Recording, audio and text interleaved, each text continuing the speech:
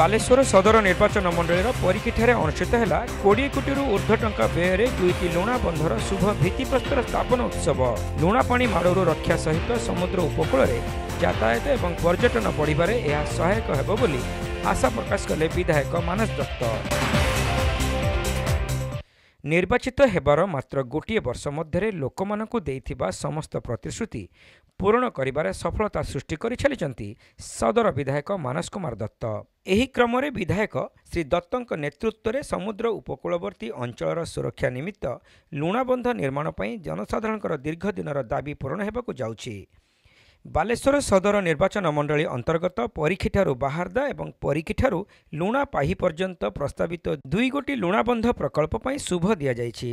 एही परिप्रेक्षी में परीक्षाठे आयोजित कार्यक्रम में विधायक श्री दत्त मुख्य अतिथि भाव जोगदे 2 गोटी प्रकल्प पर शुभ भित्तिप्रस्तर स्थापन करने सह यार आवश्यकता और उपादेयता संपर्क में आलोचना करथिले।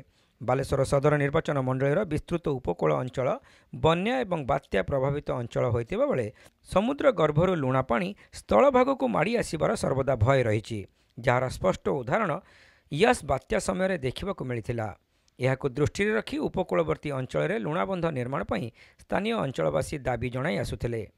तेबे नूतन सरकार गठनर वर्षक मध्य मुख्यमंत्री अनुमोदन क्रमे प्राय 20 कोटी ऊर्ध्व टंकार लुणा बंध निर्माण पर कार्यारंभ होइछि बोली विधायक श्री दत्त एही अवसर में कहिथिले। अन्यपक्षे संपृक्त बंध उपरे रास्ता मध्य निर्माण प्रस्ताव थिबारु एहा यातायात सुविधा हेबा सह पर्यटन क्षेत्र में विकास में सहायक हेबो बोली श्री दत्त प्रकाश करिसंती। देखंतु आज परीक्षे माननीय मुख्यमंत्री अनुमोदन क्रमे इठी 20 कोटी टंकार आमर परीक्षी बाहरदार जो सेलाइन एग्मेंटमेंट प्रोटेक्शन वाल जो लुणी बंध सुरक्षाकरण कार्यक्रम आज ये भित्तिप्रस्तर स्थापन करागला। सब बेले देखा जेहेतु एटा गोटे लुणिया अंचल समुद्र तटवर्ती अंचल कौन प्रकार बात्या आसला मात्रे ही लुणी पानी रे चाष नष्ट हवा घर नष्ट हवा ये गोटे बारंबार ये परिलक्षित ये एम्बार्कमेंट द्वारा आगामी बन्या रे केमिति लोकंकर धन जीवन रक्षा हो पारिबो विशेष करके एम्बार्कमेंट ऊपर जेहेतु गोटे रास्ता भी तैयारी करा जाउछि सेतिरे केमिति लोक माने यातायात करि परिबे एक बहुत भल सुविधा हैला। साधारण जनता गोटे लंबा समय दीर्घ दिन गोटे दाबी थिला गोटे लंबा प्रोजेक्ट बड़ प्रोजेक्ट को माननीय मुख्यमंत्री अनुमोदित करिसंती। विशेष भाव में ये अंचलवासी आपण माध्यम रे केवल गोटे कथा निवेदन करने को चाहूँगी ये अंचल जेहेतु नदी कूलिया भी आ समुद्र कूलिया भी तेणु आगामी दिन में एभलिया जेते तलवर्ती तटवर्ती अंचल अच्छी एम्बार्कमेंट स्ट्रंग करने से अंचल परधि को आउरी स्थायित्व करने आम सरकार यत्नवान हेबे। मु जनसाधारण केवल निवेदन करुच्ची कि आपण माने ये सबू कथा को सरकार को सहयोग करंतु। आपण मानकर भी जदि कौन को जगह अभियोग रोची कौन जगह काम हबार अच्छी आपण मानकर इच्छा प्रकाश करुचंती तांको भी सठिक फॉरम रे जणा। बालेश्वर स्थित जलसेचन विभागर अधीक्षण जंत्री नवकुमार महाली कार्यक्रम में पौरोहित्य करने सहित 2 गोटी प्रकल्पर रूपरेख संपर्क में सूचना देते। परीक्षाठू बाहारदा पर्यंत 4.8 किलोमीटर लंबर बंध पर मोट 18 कोटी 89 लाख टंका खर्च अटकल होइतिबा बेले परीक्षाठू लुणापाही पर्यंत 1.8 किलोमीटर लंबर लुणाबंध प्रकल्प पर 7 कोटी टंकार अनुदान मंजूर होइछि। प्रकल्पगुड़िक आसंता 2026 मसीहा शेष सुद्धा शेष हेबार लक्ष्य रहिथिबा श्री महालिक सूचना देथिले।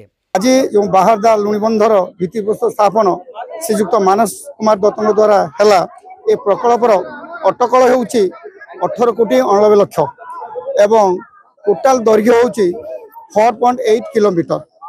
यही प्रकल्पटी संपूर्ण हेले जो लोक मानकर लुणी पानी माड़ी जाई चाष जमी क्षय क्षति होउथिला सेठू से रक्षा पाई परिबे तत् संगे एवं तांकर जीवा आसिया मध्य सुरखुर रे करि परिबे। एटा 2026 सुधा परीक्षी पंचायतर समिति सभ्य राम सिंह और वार्ड सभ्या मामुनी हाथी एथिरे मंचासी नथिले। जलसेचन विभागर कनिष्ठ जंत्री सत्यनारायण पट्टनायक कार्यक्रम में मंच संचालन करथिबा बेले एसडीओ तापस कुमार नायक शेषर समस्त को धन्यवाद अर्पण करते। सेहिभଳି बालेश्वर सदर निर्वाचन मंडली अंतर्गत बईचा और सिंधिया प्रभृति पंचायतर जनसाधारण को बन्या पानी दाउरू आश्वस्ति देवा उद्देश्य एक हाई लेवल ब्रिज निर्माण पर श्री दत्त राज्य सरकार को प्रस्ताव देते। मुख्यमंत्री अनुमोदन क्रमे गुजुरी बजार छक ठारू बईचा छक पर्यंत रास्तार यह हाई लेवल ब्रिज निर्माण हेबो बोली श्री दत्त सूचना देछंती। बईचा ठारू टियाखिया पर्यंत निर्माणाधीन रास्तार प्रशस्ति और सुदृढ़ीकरण कार्यर तदारख करथिले विधायक श्री दत्त। लोकों आवश्यकता विपरीत रास्ता निर्माण डिजाइन एवं निम्नमानर कार्य को नहीं कार्यादेश पाइथिबा ठिकादार उपरे से विरक्ति प्रकाश करथिले। काहारी परामर्श बिना निर्माण कार्य चलाइथिबा एवं यातायात पई व्यवस्था न करी निर्माण नाम रास्ता खोली देथिबारु विधायक श्री दत्त ठिकादार मानकु तागिद करबा सह अपराह्न सुधा समस्त प्रकार त्रुटि संशोधन पई कहिथिले। बहुत माने बहुत खराब एटा को आगे ठीक कर 4टा सुधा तुमर आम गाँव रु 4-5 जन डाक आम बसवा सहित कौन डिजाइन होती देखा जदि भी पार्शियली चेंज कर जानी ना काम आरंभ कर रागिवार कारण अन्य पक्षरे लोकमानकर आवश्यकता एवं दीर्घकालीन उपादायता को दृष्टि रखी निर्माणाधीन रास्तार डिजाइन संशोधन पर से विभागीय अधिकारी मानकु निर्देश देथिले। देखो एबे बालेश्वर परे परे जो प्रथम जीपी आसुची बईचा बुढ़ाबलंग नदीर सबु वर्ष प्रत्येक वर्ष बन्या हवा कारण से विशेष भाव में प्रभावित होती। अल्प बन्या हेले भी रोड कट ऑफ हो जाउछ। तेणु एटा गोटे परिकल्पना करा जाइतला कि से रोड जमती कट ऑफ न हबो। तेणु गुजुरी बजार छकरू टियाखिया पर्यंत रास्तार प्रशस्तीकरण दृढ़ीकरण आ विशेष करिकी बईचा पाखरे एक एचएल ब्रिज गोटे लंबा हाई लेवल ब्रिज तैयारी करबा पई अनुमोदन ए सरकार करिसंती। विशेष करके मु आज रागिबार गोटे ही अभिप्राय अच्छी ये जो एजेंसी जो काम नहीं एजेंसी कौन सी बिना परामर्श रे काम को करिसंती। तेणु मु तांको तागिद करिछि यार अलाइनमेंट डिजाइन पुणी थरे रिव्यू हबो। आ विशेष करके तांको आज 4टा पर्यंत समय दिया जाइछि जो ब्रिज टाको से माने कट ऑफ करिसंती कलवर्ट को तार अल्टरनेटिव रोड तैयारी करबा पई मध्ये तांको निर्देश दिया जाइछि। एही समय स्थानीय पंचायत गुड़िकर सरपंच एवं निर्वाचित लोकप्रतिनिधि सह आलोचना भित्तिरे नूतन डिजाइन प्रस्तुत हेबो बोली विधायक श्री दत्त स्पष्ट भावे सूचना दैछन्ति।